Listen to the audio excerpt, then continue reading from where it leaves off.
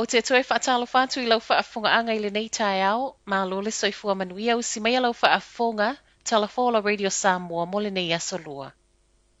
Se lau tā la I le meleni, o le mawalunga leo le tau o le meleni wo o ia I e tusa matala sala lau ripotia le Herald. Ma o le whaate ia ma le leta li tonu na pu e se tasi o tangata whaatau au kilani le ata o le tau o le meleni ma whaalau I loa.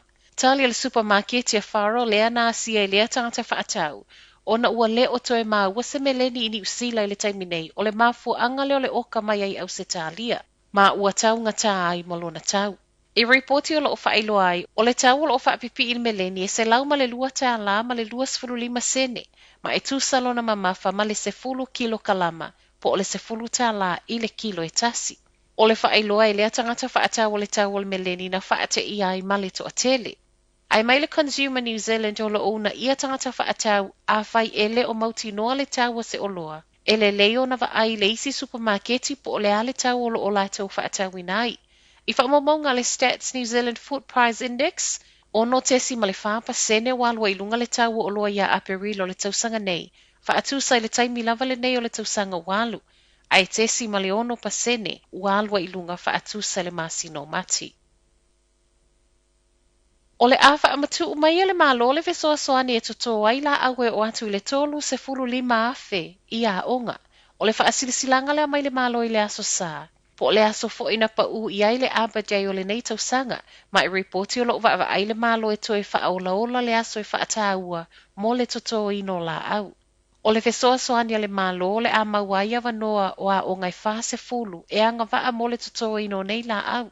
Ma o lea fo iwa mai asainia ele minister o vau matua Stuart Nash whainga whaapaanga ma polokala me le Trees That Count, whaapele Trees for Survival ma le International Arbor Day Foundation.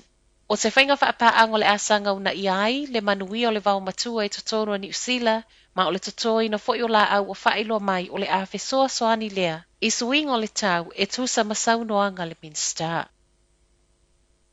Ua maliu le ali ina maua mo na manuanga tu ngai au kilani sisifo I le aso wharai le walu.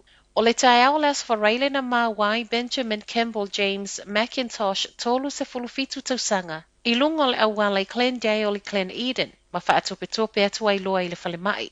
O le aso sana whaamautino mai ai wa umalo na soifua a o iai le whalemai au kilani. Ma o le wa amata so esu e leo leo se tasi wa maliu o na ua whaau o iai e se isi leoti. Mai le ofisa leo leo lo whaia penei so e suenga, ma o lo tau ma whaia sa ili po o le ale mea na tupu. Ma ua tāla sanga mai e fo I se tasi o sila fia nisi whaamtalanga whaatatau I le nei mata upu, e fe so ta I atu I le ofisa. Se fulu whai tu lale u umi o sifi o lo ngā luluele au whai ngā luenga St. John, ai mai se lava I lata o lo o whiwa ai ambulance. Reporter TV tasi whaalia I se tasi e le o fina ngā lue whaailoa. Le langona o le lela vā mafua mai le u umi o itu la whai ngā luenga, ma le pisi e le ma whaatusalia. Lua se lau lima se fulu wala au I le aso e wha o atu mo ta avale ambulance. Ma I reporter I eile ngase e le o se maiti ngā ina na whaatali, mo le se fulu whai tu la. Mai le whailau tūse le New Zealand Ambulance Association, Mark Quinn, o le toa tele o tangata whai ngā luenga I maululunga to mai watu ua St. John ai anga I atu isi ngā luenga. Ma ele whaapea lau totongi, ai ona ele lei tu unga o ngā luenga.